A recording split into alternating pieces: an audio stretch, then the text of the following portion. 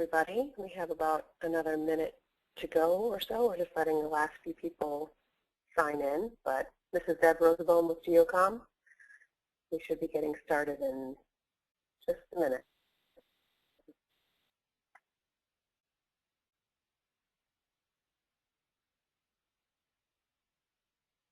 I'll just take this time to, again, say hello to everybody and welcome on this Monday morning to the Iowa statewide Next Generation 911 GIS Standards webinar.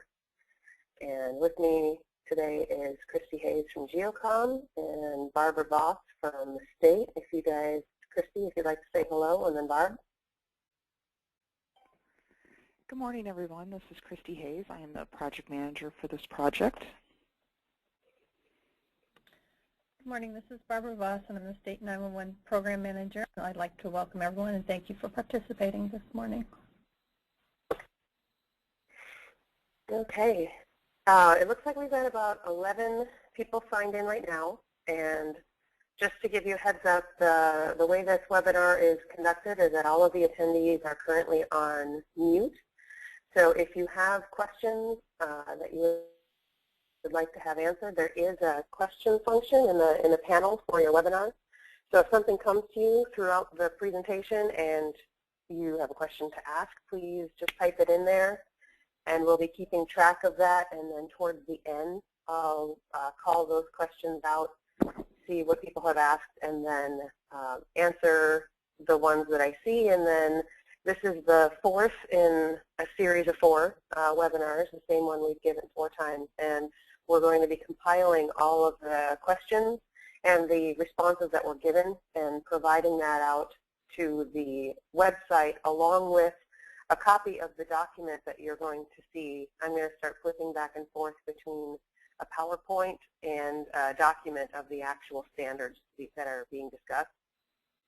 So the main question that we've gotten so far is this document going to be made available? And absolutely, yes, it is.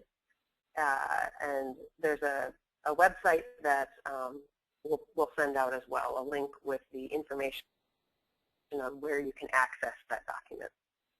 So with that, I'm going to get started. This is the agenda for the webinar today.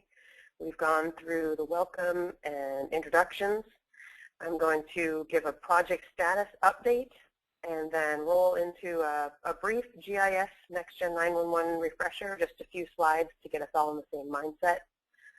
And then I will head into the overview of the draft Next Gen 911 standards for the state of Iowa and wrap it up with action items and any questions that have been posed throughout the duration of the presentation. We'll run through those as I mentioned.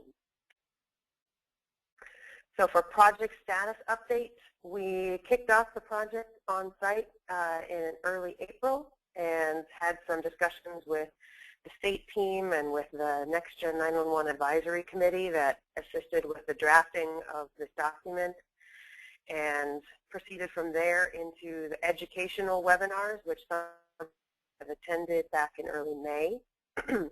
And that was to lay the groundwork for what the purpose behind the project is, the steps that we're going to be taking, and just background and educational information on why GIS plays such an important role in Next Gen 911. We went from there into the standards development, and that's where myself and a few from the project team on the GeoCom side worked to draft the standard and then collaborate with the Next Gen 911 Advisory Committee and state representatives to work with what those standards would be, what layers would be required, would they be required or just recommended, all of these things that I'm going to get into throughout this PowerPoint. But we worked with this collaboration between the committee, Homeland Security Department, and GeoCom to draft these standards, which are now about to be rolled out. And the next thing we're going to do is reach out and ask to collect your local data to see how it compares to those standards. Do you have the layers that are required? How do they look? What is their synchronization? Are there any issues that we may need to look at resolving?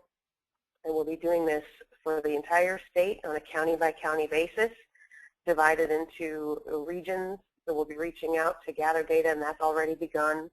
And as we complete the analysis reports, we'll provide them back as well as a copy to the state and finalize the project, or this phase of the project, I should say, with a final report and recommendations that will be compiled and delivered to the state and then discussed to see what the next step is. And that the timeline for all of that we'll take a look at the end of this as well. So again, just to get us back on the same page for GIS and NextGen 911 and how does it all come together, we start with the Emergency Services IP Network, or EZINet. And that is the larger IP-based system that Next Generation 911 is upon. And within the EZINet, those EZINets can be regional, they can be at the state level. For the purposes of this project, we're talking about the state of Iowa's EZINet.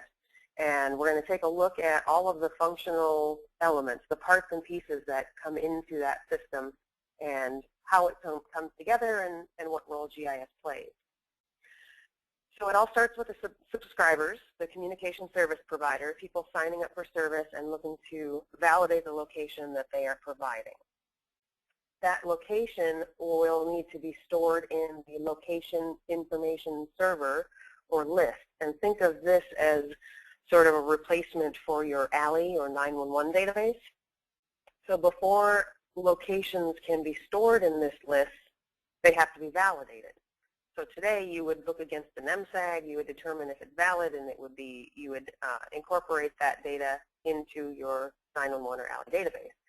In the next-gen system, instead of looking at a flat MSAG file, it's going to be looking at your GIS data itself and trying to determine, is this address a valid one for the routing of a 911 call. And that green box that you see is the first step where GIS data is playing a role. So there's GIS data in there, there's your center lines, address points, your layers that work towards validating the location information, and then the LVF, once it's posed this question, is the location valid in GIS, will then reply back with a yes or a no, and that information will be stored within the list and made available for the time when a 911 call is actually made. So all of this is taking place before the call ever happens, and GIS data has already come into play. So during the actual call for service, so a 911 call is placed, the location in the data stream, in this IP network, and in the data stream of that call with the voice information, additional information with the call, and the location in particular is a part of that data coming along with the call. It hits the border control function to be identified as an emergency call. So after that, it's shot over to the emergency services routing proxy to determine where does this call actually get routed. And that routing proxy reaches out once again to GIS data in the form of the emergency call routing function, or ECRF, to say where does this call get routed. And again, we're looking at GIS data. So we're looking at a layer, a polygon layer of PSAP boundaries to determine this information, this location that's coming along, where does that fall, which boundary does that fall within, and where does that call get routed based on the GIS data. So the ECRF replies route to PSAP A, and then of course from there, the call is routed to the proper PSAP. And then you see the location information and all of the subsequent information about that call that has traveled along in that data stream displayed on your equipment in the PSAP in the call center. And so this is the place that you're used to dealing with GIS data today, is making sure it's accurate and up to date and frequently updated in the PSAP in the end state, just showing the caller location, which is of course an extremely vital role for GIS to play. But in a next-gen system, the GIS data has come into play long before the end state of that call. And so how is all of this data compiled, and how do you make sure that the data that is fueling these systems, excuse me, and routing these calls and validating these locations, how do you make sure that it's up to date, that it's accurate, that it is going to be sufficient to perform these vital functions. And that's where your master GIS data provisioning comes into play. So you have a statewide GIS, and then you have the Spatial Information Function, or SIF. And that SIF is a word that basically encompasses all of the work that's done to populate these systems and to provision data out to these systems. So you have the SIF is the one that is taking all of the data from all the different sources, running QA, QC checks, determining if there are issues or errors, whether it's within the data or perhaps between two sets of data, if there's overlaps between boundaries that are provided, and then providing that information back to the source agencies and determining, you know, is everything, is it still valid to be provisioned into the ECRF LVF, or have any issues been determined that would halt that process, some of those overlapping boundary issues that need to be resolved, things like that. And that data is all kept in a standard format, in a standard schema, in one overall coalesced set of data, so that it can be provisioned at the state level out to these systems. So that SIF is what's doing all that, gathering the data, getting any issues back, coalescing and translating into the statewide schema, and then provisioning out to these parts and pieces of a next-gen system that you see in green where GIS data plays a role. So again, just to look at the way that next-gen 911 call routing takes place, you have a subscriber calling 911, and that location could be coming across as that validated civic address location, or it could be a lat-long coordinate depending on the device and the type of call. But either way, that information is looking against GIS data and that layer of polygon boundaries to determine where that call needs to go. And then the call is sent to the PSAP that is returned based on that query. Which polygon does it fall in? And then that SIP, that SIP data stream that I've been talking about, is the voice, the data, the location, all of that is sent to PSAP-A based on the ECRF function and the GIS data that's routing it. So again, all of these places where you see in green are where GIS data is playing a role. So it underscores, again, the importance of determining the layers that need to be used, what layers are required, what layers are recommended, what schema, what projection. All of that information is what needs to be outlined and documented so that as data is submitted, there are standards to check against to ensure that everything is uniform and accurate and up to date. And so that's what we've been working on, is this GIS standards document that pulls all of those considerations into the drafting of the document and the documentation of what is needed and benchmarks that you need to hit in order for the data to be used within the system. So I'm going to start switching back and forth between this and a PDF of the actual document. Some of the initial sections of the document are things like a change of control form that logs the versions that are put out. So every time where the official standards are published, if you open it up, you can see right within the first couple of pages, are you looking at a version that's current as of this year, or is this a version that is a couple years old? That will tell you if you're looking at the latest and greatest. And it's just a way to keep track, too, of how many times the standards have been updated and published out. There's some background terminology. I threw some acronyms at you that are the sort of the core pieces of the system, but there's a lot more to NextGen 911. And so as you go through the standards, there's reference to different terms and acronyms and some background terminology that I wanted to compile and make sure you had readily available. So if you come across something you don't know, you can always reference back to that terminology. And it was compiled from two main sources. One is the NENA Master Glossary of 911 Terminology, and then the NENA Detailed Functional and Interface Specification for the NENA I3 solution.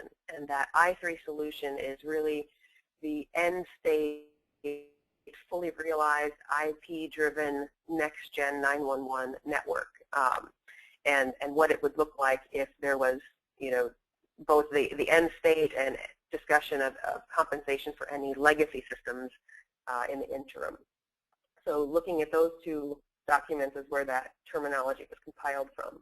And then reference materials is at the end of the document, and you'll be able to see other standards and documents that came into play for the drafting of the Iowa standards. But keeping in mind that at the core of this document is a NENA standard that is in draft form for the official NextGen 911 GIS data model. So the schema that you see was had its core in that information, and then we looked to custom tailor it, add and subtract and tweak to make it specific to Iowa's needs. And saying that as well, since the NENA work group and the data model that's in progress is the draft, that's where you might see subsequent versions of this document. There's some additional information that's coming based on some needs from the state that I'll get into, some best practices, but then as the NENA work group finalizes and publishes their standard, there may be, if it affects the standards that were rolled out here, that would be taken into consideration and potentially a new version drafted or an updated, some changes incorporated in the new version published. So you've got the table of contents. This is that record of change that I mentioned, so you would be able to see the description and the changes that were made. Then you have, this is the committee that I talked about, the team that GeoCom worked with to first draft and then review and provide feedback and have discussion on, is this complete? Did we cover everything that needs to be covered? This is the group and the committee that we worked with to determine what was finally going to be included in the standards. And so we have good effort among GeoCom and the people you see on this screen. And it's a good representation from around the state, both rural and urban representation, and just a good group of people that had very good things to say, and it was a positive working environment to get everything pulled together and make sure everyone's opinions and ideas were heard. So then we go into the executive summary and the purpose behind this, and we talk some more about the NextGen 911 call process, that diagram that I walked through with you guys essentially, and the purpose behind creating these standards, why it's important, the background terminology that I mentioned, and that does go on for a couple of pages. And then you get into the layer and attribute definitions. And so we'll talk about the layer categories, the attribute categories, attribute types, and then I'll talk a little bit about the supplemental information, specifically the location element that's coming along that data stream. So for the GIS layer categories, we have two main categories of required and highly recommended. And in your required category, you have the road centerline layer, the site structure address point, PSAP boundaries, your emergency service boundaries, so individual layers for fire, law, and EMS, and then authoritative boundaries. And then you'll see in this table the responsible party. So it's identified that which data is going to be maintained locally and provided to the state, and which layers will likely be maintained at the state level and then provisioned into there with any corrections or modifications reported by the counties will be taken into consideration, and then but that actual layer will be maintained in and of itself at the state level, as opposed to gathering and coalescing fresh data each time from each local county. So the road center line, as I mentioned, these are the required ones up top, and then the highly recommended, we get into a road name alias table, the state boundary, county boundaries, municipal boundaries, and cell sector locations. So the reason we have two categories here is, for required, really, that forms the core of if you need to validate a location and determine if it is a true address, you're looking at your address points or your road center line. And knowing that the road center line is the core in the sense that that has to be the layer that truly absorbs every function of the MSAG that the MSAG plays today. But the location that you get when you determine an address based off of interpolation of a range on a road can be quite different from the site structure address point used to describe that same location. And depending on how the data is maintained, you may have an address point that is on a structure rooftop, and if there's potentially an issue with the way a boundary was drawn, you could have an address that is the address point falls in one boundary, whereas the location for the interpolation off a road range would be very much different, and it could actually fall in a different boundary. So just switch back to my PowerPoint here. So that's where you see those definitions for required and highly recommended. And then we get into the GIS Attribute Categories. So attribute categories being mandatory, conditional, or optional. So it's mandatory, pretty self-explanatory. That's an attribute that you have to have populated. Conditional is the field must be present in the local data sets, and if the attribute exists, it must be populated. And if not, it can be left blank. And the example there is something like predirection. Not every road has a predirection assigned to it. However, there are enough of them in the state that there needs to be a field to compensate for that, and if it is present, then that attribute needs to be populated. And then if not, it can be left blank. You don't need to populate it with not available or something else. It just is left blank if it does not exist. And then optional, the field can be present in local data sets, but its population is not required. And we'll show you as we go through the tables what some of those look like and how that all comes together. And then for the GIS attribute types, so here we have the categories, just as I had them in the PowerPoint slide. And then the attribute types are basically, again, 3 different kinds. You have alphanumeric, you have numeric, and then date fields. So again, pretty self-explanatory. The data, the attribute categories, the attribute types, and then we start to dig in a little bit to the table that gives you field widths and some description of each attribute as well, and an example for how it would be populated. So when we look at the supplemental information, the location elements, this is again thinking back to that data stream that is carrying the location element along with the voice of the caller and all of the information for the call. The element of that data stream that handles location is called the Pitiflow, Presence Information Data Format Location Object. And again, yes, that is in the terminology. So what you take away from that is that this Pitiflow portion of the data stream holds the location information. And what that means is that the elements, if you have to take data out of a GIS system, put it into this IP network and the data stream to travel along with all of the other information in that data stream, you need to convert its format to compensate for that and to truly call out the elements that represent the different parts of the location. So the way that happens is each of those elements each attribute gets wrapped in these what are called XML tags. And so you wrap it around the country, the state, county, the road name elements, and house number elements to identify this is the part in the data stream that correlates to each one of these little pieces. And so that the process of translating out of GIS data and into that data stream, following along with the call, and then locating and getting to the correct PSAT before then displaying that in your computer system as the location of the caller, that takes place by wrapping it in these XML tags. So we have that explanation in the document as well, a little bit more background on that, that same example from the slide, and then we go from there into the spatial requirements.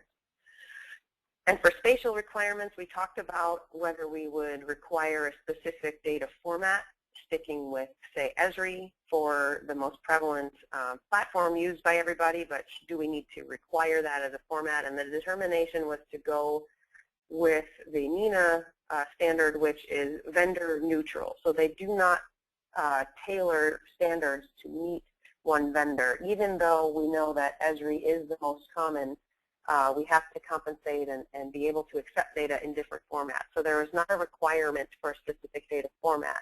There is, however, a requirement for the coordinate reference system and datum, and that's a lat-long projection WGS 84.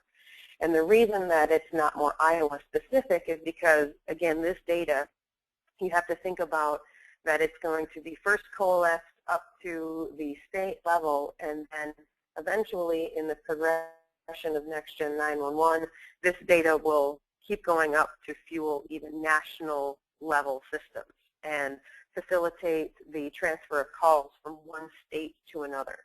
And so that being the idea, you have to go with a projection that is not local or based on one state, but more global in nature.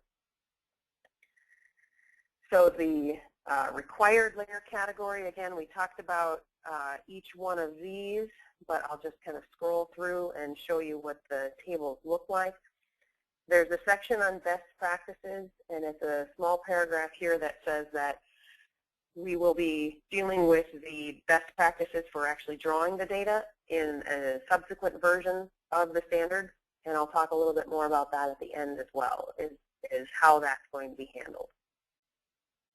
So for the required layer category, as you go through the document, it talks about the name of the layer. It gives you an explanation for why this specific layer is required, and then you go into the field name, the XML tags that I mentioned, the mandatory, conditional, optional category, the type of the field type, and the width, as well as then this description and an example of how that would be populated. So every table starts essentially, nearly every table with these 4 fields: the source, the date of updated, effective date, expiration date, and then you get into unique ID fields, country, state, left and right, different municipalities and levels of municipalities, and you can see that some of them are mandatory, some of them are conditional. Neighborhoods, if you have data that goes down to the neighborhood level and boundaries to accommodate that.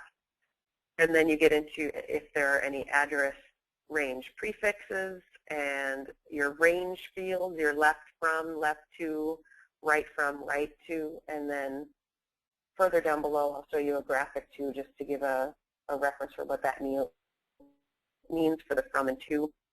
The parity, postal community, and then there are specific ESN and MSAG fields that are in here as long as ESNs and MSAGs are around. And that's going to be a number of years yet. As we transition to Next-Gen 911, there's going to be a long period of time where legacy systems are still in play and need to be accommodated in the data as well. And then you get into the street name elements and the speed, finally, and one-way and road class fields. And then here's the graphic that I mentioned as well, just to describe when we talk about from and to, and from node and to node, and the directions of the ranges. That is a graphic to describe that. So then we get into site structure address points, and as I mentioned before, these are recognized as the more accurate way of representing location information. There's a paragraph here on placement properties, which means that right now, as of the publication of this standard, there is not a specific placement property guideline that says your points have to be placed and maintained in one particular fashion.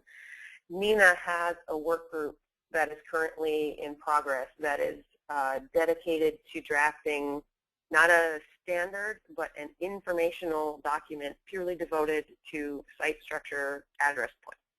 And it has all kinds of information about and recommendations for how that layer should be created, maintained, including all of those placement recommendations. So that, along with discussions that will happen at the state level with that same committee, will factor into also some of the best practices that I mentioned a minute ago, and we'll talk more about soon. But as of right now, we're focused purely on the structure of the data and the attributes that it has, as opposed to the placement of those points, and whether it's on the access or the structure and that type of thing.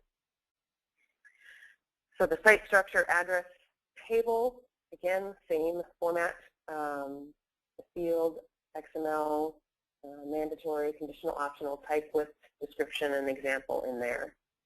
And this table does get down to some nitty-gritty levels for the placement of points in, it gets to the building, the floor, the unit, the room, the seats, all of these fields, but you'll notice that they are optional. And that's because in some cases, there are address point layers that do get down to that granular level of representing exactly where a call is coming from based on those elements. But again, you also have to be reliant on that information coming across in your alley feed and then into your Pitiflow data stream to contain all that information.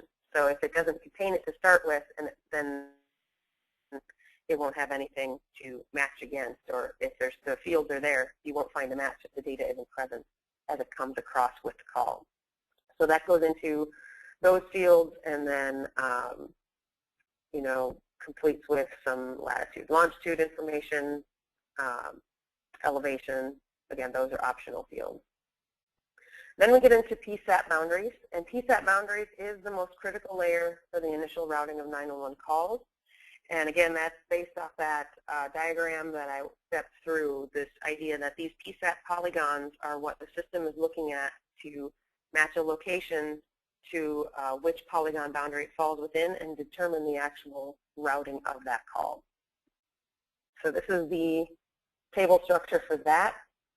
And then PSAT boundaries goes right into your emergency services boundaries, so your fire, law, and EMS boundaries. And it's actually the exact same schema that you see, but we wanted to call out the PSAT boundary layers separately. In the NENA standard, it lumps all of them together into emergency service boundaries. But knowing the true importance of the PSAT boundary and its function in routing the initial routing of the call, we wanted to call it out as its own layer, even though the table structure and schema are identical.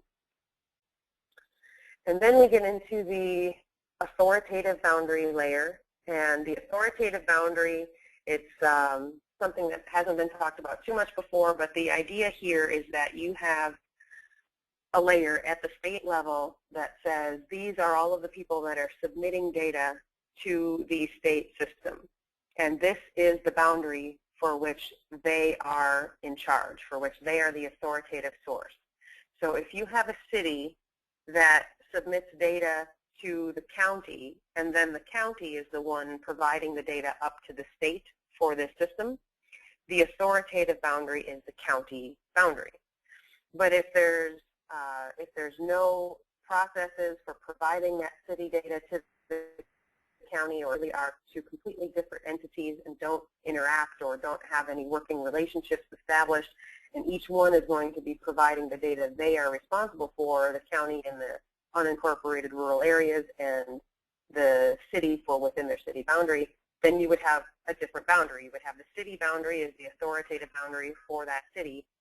The county would have a boundary that had that kind of hole cut out from it, of the city that it contains.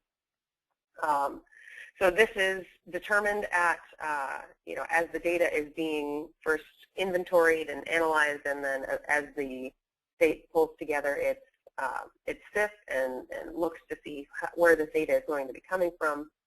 Those types of situations would be identified and a state level authoritative boundary created and maintained, so that the primary function is to know, once data is submitted, if errors are found and need to be resolved, who do we report that back to? Who is responsible for the boundaries, for the center lines, for the address points within that area? And so that authoritative boundary serves to identify that.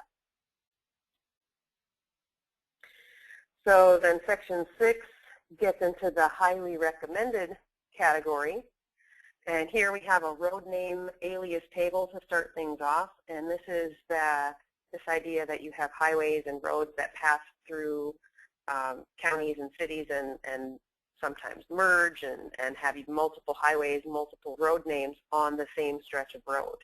So a road name alias table accommodates that and allows for multiple road names to be considered when we're looking to validate a location.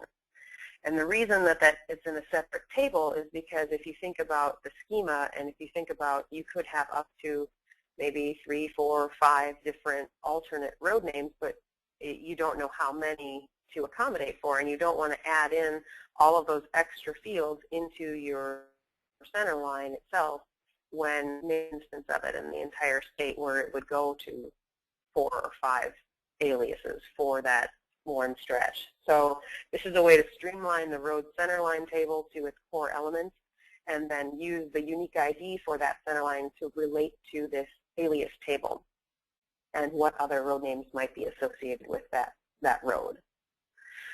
So you have the table structure for that.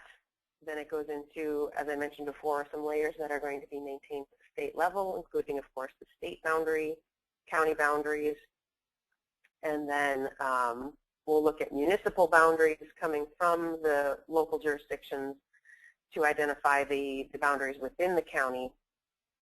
And then we get into this last layer of cell sector locations. And this one requires a little more explanation or justification for why it's in here as a highly recommended.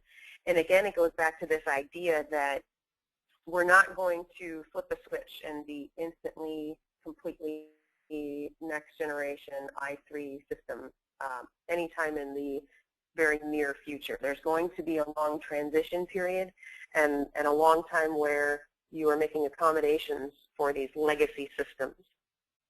And so cell sector locations are because that the time that a 911 call is placed, depending on the equipment and the systems in place to detect that location, you may not be able to determine a lat-long fix in a sufficient amount of time to route the call. You know, at times it can take 20, 30 seconds or so to acquire that fix, and you can't have that delay when that location is actually driving the routing of the call and not just the location in the end state. So these cell sector locations are in there to determine as that cell sector is identified as being the tower that the call is coming from. That tower can still have a routing to the correct PSAP, and it could be it can be routed based on the ended with a cell sector locations layer.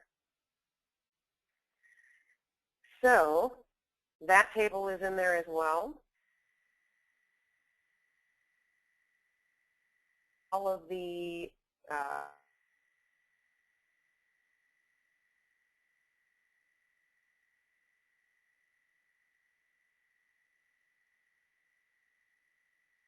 document, and you can see here that we talk about synchronization standards.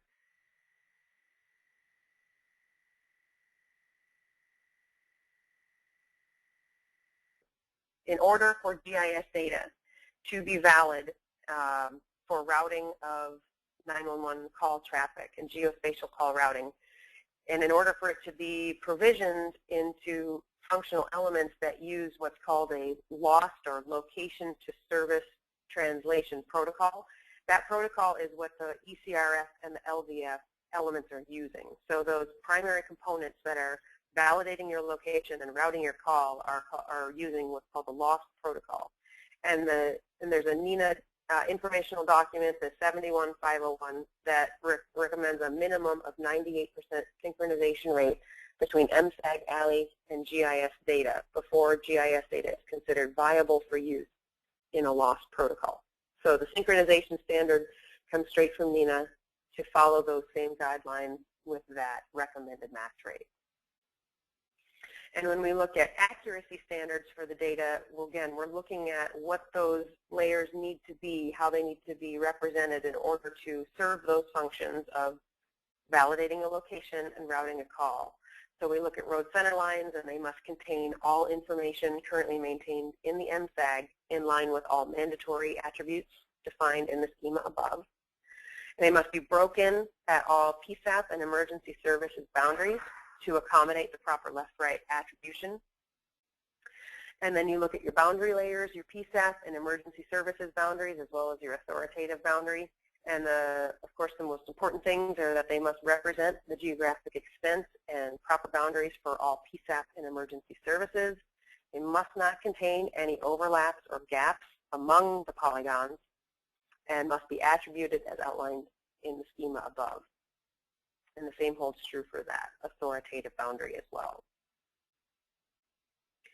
So then it goes into a conclusion for the document, and then you have that reference material and recommended reading that, again, formed the core and the basis for the standards that were put in place for Iowa. So the way, or the reason that we're here today, the reason that you're hearing this, and the reason that all of this work has been done is really to, these standards are going to lay the groundwork across the state and provide guidance for local entities that are going to be receiving these analysis reports and looking to see how this data needs to be updated and corrected before it is provided to the state. We focus primarily on the attributes that are used for next generation 911 call routing and for location validation. And so the best practices that I mentioned, there's best practices and business rules that are coming in a future version. So when you think about, there's a strong whole other area that could be delved into about how are your segments actually drawn, how do you represent divided highways, how do you represent overpasses, underpasses, those types of things, the address point placement that I talked about. All of those are very important pieces of information for the overall care and maintenance of a GIS data set. However, the more critical pieces for the next-gen 911 system lay within the attributes and the schema and the commonality of that. And so that was the initial focus for this first version that's going out. It's to focus on the attributes, and the subsequent version is going to include a section on best practices and business rules for the actual maintenance of the GIS data, focusing on the spatial side of things. And then this document, as I mentioned before, its core is this NENA Next Generation 911 GIS Data Model. And as that is still a document that is in draft and not published, there could be some updates or modifications based on the final publication of the NENA document as well. And then those will be provided out. So now we come to the last slide where we talk again about some of the next steps and the timeline, and I'm going to pull Christy back in for that to discuss where things are at. Thanks, Deb. As she mentioned earlier in the presentation, we have done a lot of work so far in getting the standards developed. We have those completed, and we're in the process right now of rolling all those out to all of the groups. We are also right now in the process of gathering the GIS data, and we're doing that, as she mentioned earlier, by regions, Homeland Security regions, and we're asking each of the counties to provide their GIS MSEG and ALI data. We've started that already, and that will go through probably mid to late September. And then once all of that data has been sent to GEOCOM, we're completing the assessments. We will send those assessments out to the counties and be available for a conference call with any of the counties that want to review that report with us. That will conclude mid-November. We're going to take all of the assessments, compile those, and include recommendations, and deliver that final report to the state by the end of the year, and we will be at the state to make a presentation in mid-January. So if anybody has any questions, and as Deb had also mentioned, this will be these materials will be posted on the E911 website along with the recording, PowerPoint, and the answers to the questions that have been asked throughout the last week. And I'm just going over to see if there are any questions. And I do see one that came through about is the PDF being referenced available. And yes, I just mentioned in the very beginning that this PDF will be made available on the 911 section of the Homeland Security website. Barb has mentioned, and Barb, maybe you want to just mention where those materials are going to be provided. Yeah, under our Homeland Security Emergency Management website, there's a 911 page, and there's a tab that just says NG911 GIS. And once we have the document from Deb, then we'll get that posted out there. And then I'll also email it to all of the wireless contacts that I have at the PSAPs that we normally work with.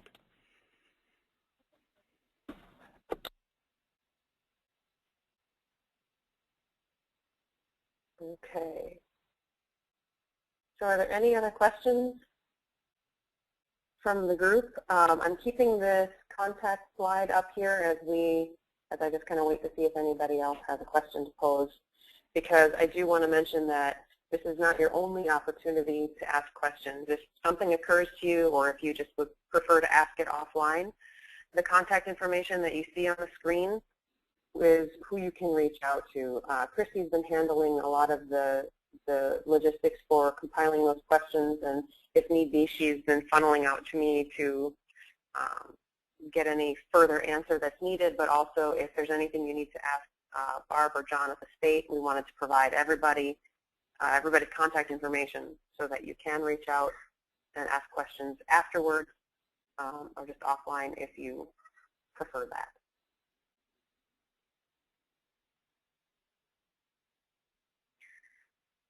And if I haven't seen anything else come in, so I'll just say thank you, everybody. I appreciate your time and attention this morning. And unless Barb or Christy, if you have anything else to add. No, I'd just like to thank everybody for participating today. Thank you very much.